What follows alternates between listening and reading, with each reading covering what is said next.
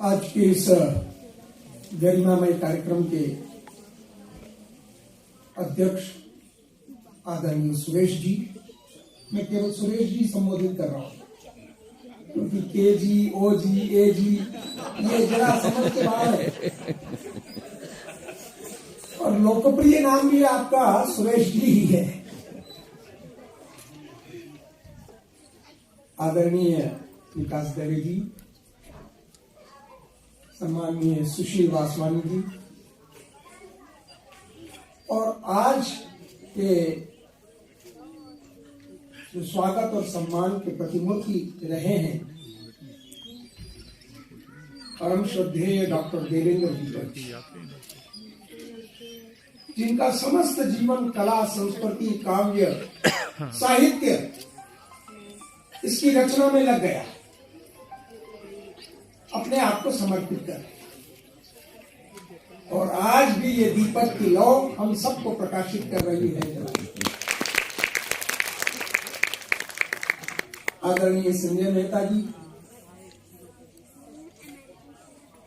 अपनी वेशभूषा से ही ऋषि परंपरा के प्रतीक होते हैं। उनका स्वागत और सम्मान, यह उनकी कला का, उनके भीतर जो कुछ प्रतिभा है उसकी तुलना में संक्षिप्त है, लेकिन हमें लगा कि हम जौहरी की तरह से परख करने के अभ्यस्त हो गए हैं, इसलिए हमने उस हीरे को खोज करके निकाला। और ऐसे ही पुरातत्व के क्षेत्र में काम कर रहे नारायण जी बहुत बड़ा काम कर रहे हैं। खोज करके जहां जहां भी पुरातत्व की ऐसी संपदा है, उस संपदा को निकाल करके, उस अनमोल खजाने को निकाल करके समाज के सामने रख रहे हैं। इन तीनों महानुभावों का संस्कार भारती ने सम्मान किया। सचमुच में ये सम्मान के योग्य ही थे। मैं इन तीनों के चरणों में प्रणाम करता हूं। संस्कार भारती के अध्यक्षा, अब सब लोग तो ताई ताई करते हैं, लेकिन मैं तो भाभी जी कहता हूं। आदरणीय राजेंद्र जी और मैं संघ की शाखा में साथ कबड्डी खेला करते। एक शाखा के बाद में मुख्य शिक्षक वो भी हुए, एक शाखा का मुख्य शिक्षक मैं भी हुआ।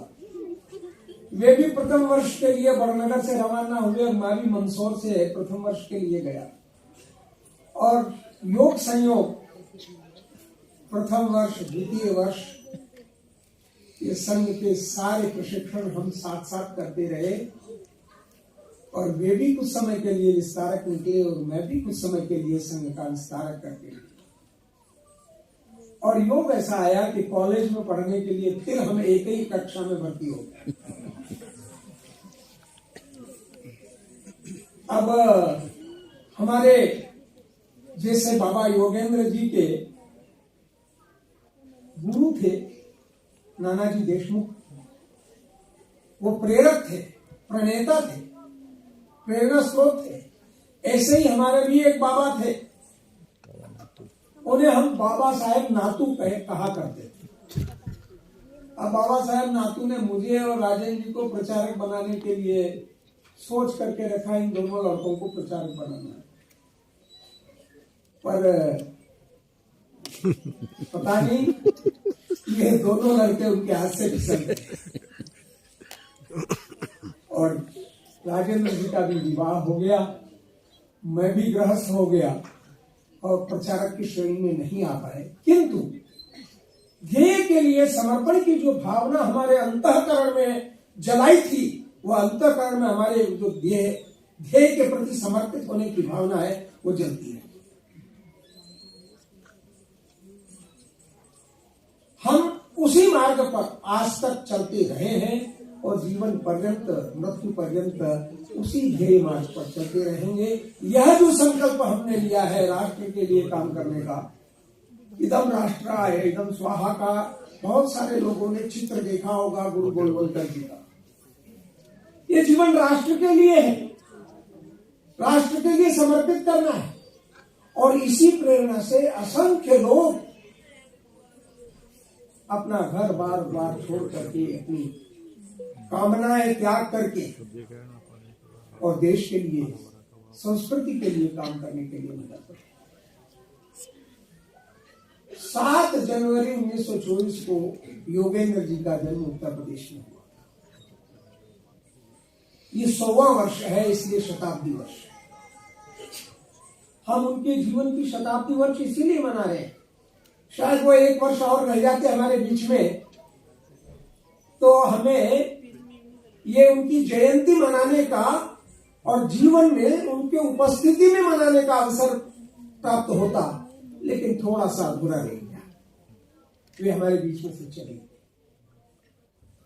लेकिन जिस प्रतिमा को नानाजी देशमुख ने गढ़ा था, मैं उसके बारे में विस्तार से अभी बोलने का अवसर नहीं समझता हूं, क्योंकि बहुत सारी बातें हमने गीत के माध्यम से, वो जो थोड़ा सा चित्र हमें झलकियां बताई गई उसके माध्यम से, और आदरणीय विकास जी ने जो उनके जीवन के बारे में कहा, आदरणीय देवेंद्र जी ने उनके बारे में जो सुंदर कविता लिखी, उस बच्ची ने उसको यहाँ जीवंत किया, और श्रीमती गुप्ता ने तो उनका सारा जीवन चरित्र ही उस कविता के माध्यम से हम सबको सुना दिया, प्रेरित कर दिया।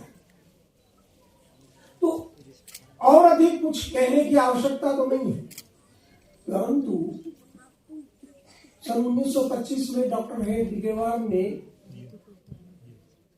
जो यज्ञ प्रारंभ किया, उस यज्ञ में आहुति देने के लिए, अपने जीवन को की आहुति देने के लिए जो अनेक लोग आए, उसमें बाबा योगेंद्र जी। सब लोग बाबा बाबा करते हैं, पर इस नई पीढ़ी को ये नाम भी याद रहना चाहिए कि बाबा योगेंद्र जी, उनका मूल नाम योगेंद्र। कला के क्षेत्र में, संस्कृति के क्षेत्र में एकाधिकार था कुछ लोगों का। आजादी के बाद उन्होंने इस पर कब्जा कर लिया, संस्कृति से विमुख करने का। नई पीढ़ी को भारतीय संस्कृति का दर्शन ही नहीं हो, भारतीय संस्कृति का विचार भी इनको सुनने को नहीं मिले, इसलिए नाटक, कला, साहित्य, लेख, निबंध, इस सब के ऊपर तथाकथित वामपंथियों ने कब्जा कर लिया और हमको उसी दिशा में लेकर के चले थे। लेकिन अनेक महापुरुष ऐसे हुए, उन्होंने कहा कि इस नई पीढ़ी को गलत दिशा में ले जाया जा रहा है, इस नाव से इस पीढ़ी को उतारना होगा और नई नाव में बिठाना होगा जो जिसमें इनका बैठना आवश्यक था, और वह है संस्कार भारती की नाव। अब मुझे यहां देख करके बड़ी प्रसन्नता हो रही है कि अधिकांश युवा चेहरे यहां बैठे हुए हैं, उनका भारतीय कला और साहित्य से, संस्कृति से प्रेम है। ये बड़ी प्रसन्नता की बात है। मैं सोचता हूं कि बाबा के जीवन से हम यही प्रेरणा लें कि जिस क्षेत्र में हमारी रुचि है, यदि लिखने में हमारी रुचि है, नाटक में हमारी रुचि है, गाने में हमारी रुचि है, और किसी कला के क्षेत्र में हमारी रुचि है, तो उस रुचि को विकसित करें। यहाँ 2 बहनें बैठी है, यहाँ राजीव वर्मा जी बैठे हैं। कभी बात आएगी तो कहेंगे जैसे बाबा के चित्र में दिखाई दे रहे थे कि अमुक कलाकार भी उनके संपर्क में आए, अमुक कलाकार भी उनके संपर्क में आए, तो बाद में ये पीढ़ियां भी कहेंगी कि राजीव वर्मा जैसे कलाकार भी हमने अपने साथ बैठे हुए देखे। और ये 2 बहनें यहां बैठी है, एक संगीत में और एक नृत्य में। दोनों हमारे मध्य प्रदेश का गौरव है। इनसे कुछ प्रेरणा लेने की आवश्यकता है, सीखने की आवश्यकता है, इनका शिष्य बनने की आवश्यकता, और इनसे कुछ न कुछ गुरु सीखने का प्रयत्न करो। यदि आपने इनसे कुछ सीखा और इनको गुरु बनाया तो उस कला में आप पारंगत हो जाएंगे। अनेक शिष्याएं ऐसी हैं जो अपना नाम कमा चुकी है, आप में से भी कुछ लोग आए और इनसे कुछ न कुछ सीखें, प्राप्त करें। ये यहां जो लिखा है, सा कलाया विमुक्त है। कभी कभी हमने देखा होगा विद्यालयों में, महाविद्यालयों में, वहां के उस पर सा विद्या या विमुक्ति, विद्या अज्ञान से हमको मुक्त करती है और हमको ज्ञान के प्रकाश की ओर ले जाती है।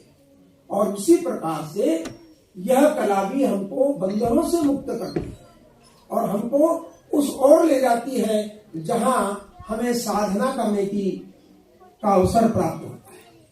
आप सब लोग यहाँ हैं, मैं चाहूंगा कि इस संस्कार भारती के माध्यम से, इनके कार्यक्रमों के माध्यम से आप जुड़े। अभी अरुणा जी को आप देख रही थी, हमारे शैलेंद्र जी प्रधान को आप देख रहे थे, ये संस्कार भारती चला रहे, पर इनको आपके कंधों की आवश्यकता है। अभी तो इनको पकड़ करके ले जाना पड़ता है, लाना पड़ता है, पर कौन इसमें से निखर करके आए और कला का काम हाथ में ले और नेतृत्व तो हाथ में संभाले। आप बढ़े आगे और इनको बाहर से मुक्त करें, इनको केवल मार्गदर्शन के लिए प्रेरणा प्राप्त करते रहे, आशीर्वाद देते रहे, इसके लिए इनको सुरक्षित रखें।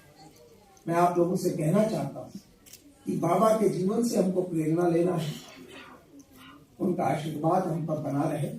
वो सदैव हमारे बीच में विद्यमान नहीं है, लेकिन जैसा हमारे यहाँ कहा जाता है कि आत्मा अमर रहती है, योगेंद्र बाबा की आत्मा कला और संस्कृति के रूप में, भारतीय संस्कृति को का अलग जगाने के रूप में हमारे बीच में उनकी आत्मा सदैव जीवित रहेगी और हम सब उनके आत्मा स्वरूप बाबा योगेंद्र को प्रणाम करते रहेंगे। यही उनके प्रति सच्ची श्रद्धांजलि होगी। वर्ष भर उनके नाम से चलने वाले कार्यक्रम में हम सक्रियता से भाग लें, यही उनके प्रति सच्ची श्रद्धांजलि होगी। आप सबको प्रणाम करता हूँ। धन्यवाद।